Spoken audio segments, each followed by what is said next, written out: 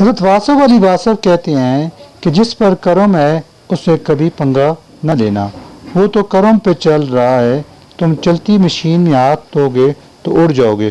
کرم کا فارمولہ تو کوئی نہیں، اس کرم کی وجہ ڈھونڈو۔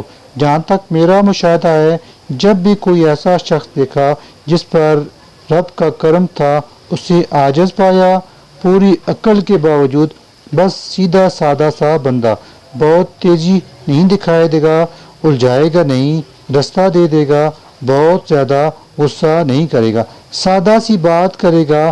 میں نے ہر کرم والے شخص کو مخلص دیکھا ہے، اخلاص والا، غلطی کو مان لیتا ہے، معذرت کر لیتا ہے، سرنڈر کر دیتا ہے۔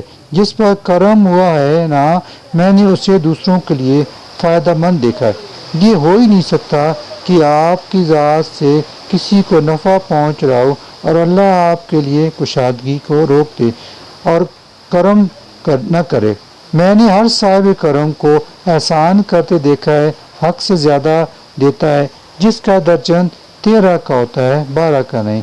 اللہ کے کرم کے پہیے کو چلانے کے لیے آپ بھی درجن 12 کا کرو اپنی زندگی میں، اپنی کمٹمنٹ سے تھوڑا زیادہ احسان کیا کرو، نہیں تو کیا ہوگا، حساب پہ چلو گے تو حساب بھی چلے گا۔ دل کے کنجوس کے لیے کائنات بھی کنجوس ہے، دل کے سخی کے لیے کائنات خزانہ ہے۔ جب زندگی کے معاملات اڑ جائیں، سمجھ جاؤ تم نے دوسروں کے معاملات میں ٹانگ اڑائی ہوئی ہے۔ آسانیاں دو، آسانیاں ملیں گی۔